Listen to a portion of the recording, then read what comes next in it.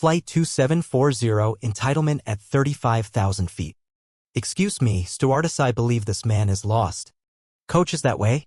Her voice sliced through the cabin like a rusty blade dragged across polished glass. She pointed at me, seat 1, acrylic nails gleaming like tiny scythes in the cabin light. The flight attendant gave my ticket a quick glance, nodded with a tight-lipped smile, and continued her check. But that wasn't enough for her. She leaned in closer, voice just loud enough to rattle the front half of the plane. People like you don't belong in first class. I turned my head slowly, gave her the kindest, most neutral smile I could manage, and replied, I agree. But I'm not here for the snacks. Underneath my plain black hoodie, tucked neatly into a shoulder holster, sat a loaded Glock 19 and a federal badge. Because I wasn't just flying to Dallas that day, I was the air marshal assigned to this flight. And that woman, oblivious to the line she was towing, had just picked the wrong man on the wrong day. The airline had bumped me up to first class based on my government-issued ID and last-minute ticket. They assumed I had important business, and they weren't wrong, though the nature of it would have shocked everyone aboard. My target that day was seated back in 12C. Middle-aged male, solo traveler, flagged by a partner agency after boarding with a stolen passport. Suspicious, but not yet confirmed. My job was to observe. To blend in. Stay quiet. No flashy gear, no raised eyebrows. But then came her. She boarded like she owned the cabin, leopard print leggings, fur-collared vest in April, and sunglasses the size of a small serving dish. Her rolling suitcase was practically a steamer trunk. Make room, she snapped at the flight attendant. I don't do checked bags. When she caught sight of me already seated, her lips curled like she smelled something foul. She wrinkled her nose, tossed her bag overhead, and muttered something under her breath about frequent flyer trash. The whispers came easy for her. Loud, deliberate mutterings about people these days and lowering standards. She clearly didn't understand volume or discretion, or manners. I let it go. Observing is part of the job. You let people show you who they are. The flight took off without incident. The captain's voice came over the intercom and we leveled off at 35,000 feet. Champagne service began. No thanks, I told the flight attendant quietly. She moved along. 2, please, the woman next to me chirped, holding up her fingers. We're celebrating. Celebrating what, ma'am? The flight attendant asked. A full row with no riffraff, she said, grinning as if we shared an inside joke. She even winked at me. I stared out the window. 15 minutes later, my secure app pinged. A possible secondary suspect, female, early 30s, alias ID, suspected courier in 14A. Now I had eyes on 2. 12C and 14A. Neither acknowledged the other. Could have meant they were unconnected. Could have meant they were professionals.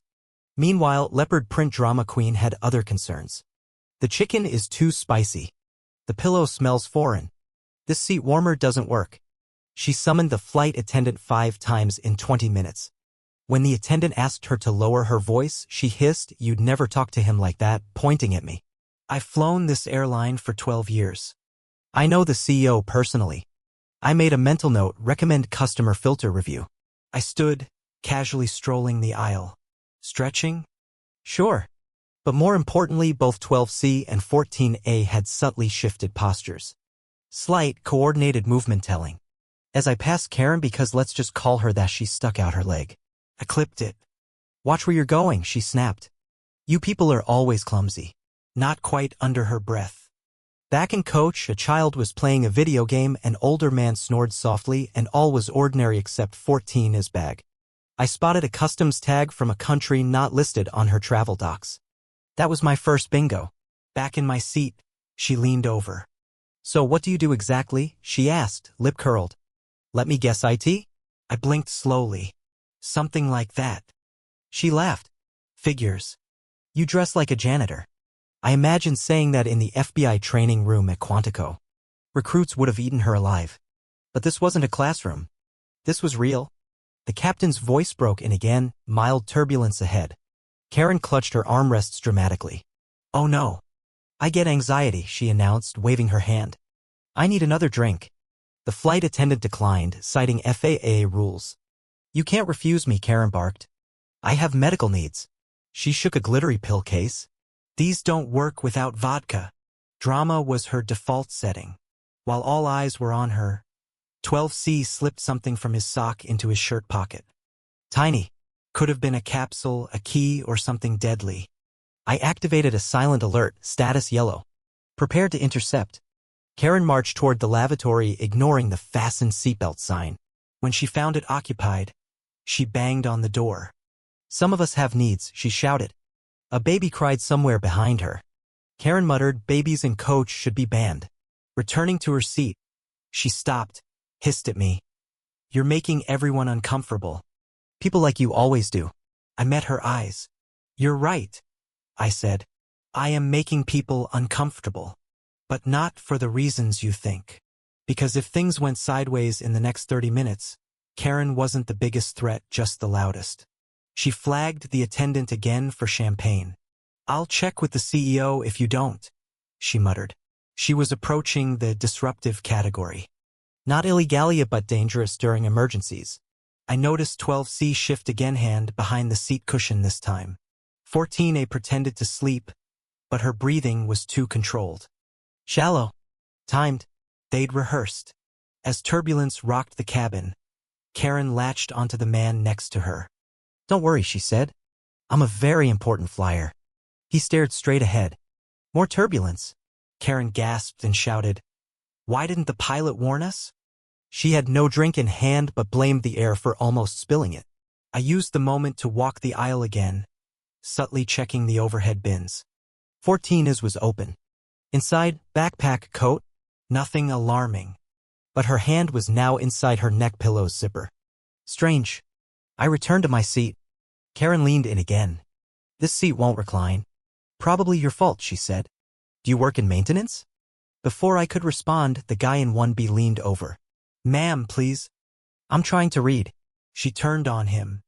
Oh, I'm so sorry, Your Majesty. Then her tray table popped open and dumped salad in her lap. This airline is a joke, she muttered. My focus remained on 12C and 14A. She'd moved her backpack to the floor, another violation during turbulence. She was protecting it now. That bag meant something. Karen, not to be upstaged, yelled again.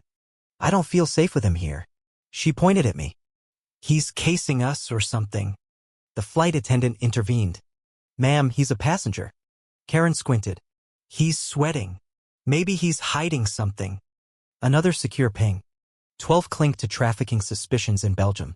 Dropped charges. Multiple aliases. 14 a clean record but frequent flyer with light luggage and sketchy international patterns. Karen stood suddenly. I demand to speak to the pilot. Flight attendant tried to block her, but she shoved past, knocking over a service cart. I stood. Ma'am, I said clearly. You need to sit down. She laughed. Who do you think you are? I opened my coat. Flashed the badge. Just for her. Her mouth dropped open.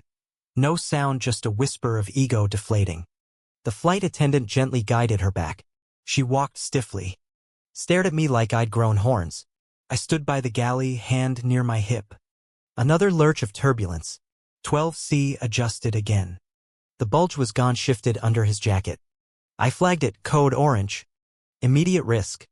14A had her tray down now. Inside her seat pocket, a slim metal case. She pretended to scroll through her phone and passed a tiny nod to 12C. Caught it. Karen naturally chose that moment to storm the lavatory again. Claimed her seatbelt was strangling her. 5 minutes. Then 10. No Karen.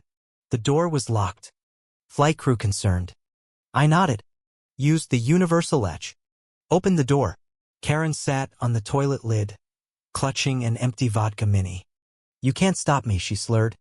I have rights. I took the bottle, helped her out. This man is detaining me, she shouted. Somebody help. Everyone turned. While she wailed, 14A slipped the case into the seat pouch and went back to pretending to read. I walked calmly to her row. Ma'am, I said. I need to speak with you. She didn't move. I reached down, retrieved the case, and held it up. 12C stood. Not smart, I said, voice hard. Sit. Down. He froze. 14A stammered, that's not mine. We'd find out soon enough. Flight crew sealed the galley. We had 40 minutes to land. I radioed code orange confirmed. Suspects identified. Items secured. But something was off. No panic. No fight. That case was a decoy. I scanned again. Row 13. A scarf. Rolled tightly wedged beneath a life vest. Inside, a military-grade encrypted thumb drive. Karen, ever persistent, shouted again. This is what I mean. He's just grabbing stuff. The captain's voice came over. Prepare for landing. I told the crew, lock both lavatories. Nobody moves. Karen stood again. I will not sit until someone explains what's going on. I stepped close. Ma'am. Sit down. Or you'll be adding obstruction of justice to your resume. She paused. Then, gloriously, she sat. The descent was quiet. Landing smooth. I stood. Nobody exits until instructed. Federal operation underway. Gasps. Officers boarded. 12C cuffed without incident. 14A tried to deny. The thumb drive ended that. Karen? She assumed the cuffs were for her. Thank God you're here, she exclaimed. No one even looked her way. I passed off the evidence, received a nod from the agents, and watched as the cabin finally exhaled. As the passengers filed off, a little girl waved. An older couple patted my shoulder. Karen lingered, arguing with a flight rep. I was just trying to keep the peace. That man was suspicious. The rep stared through her. Later, at the terminal, she tried again. How was I supposed to know? He doesn't look like law enforcement. But no one answered her. I passed through the airport unnoticed, got into a black SUV, and let the door close behind me. On my phone, a Reddit notification. Blurry video. Caption. Entitled Karen Screams at a Federal Air Marshal Instantly Regrets It. The comments were merciless. Karen would never live that flight down. And me? I'd be back in the air next week. New plane. New faces. Same seat. Same quiet. Always watching.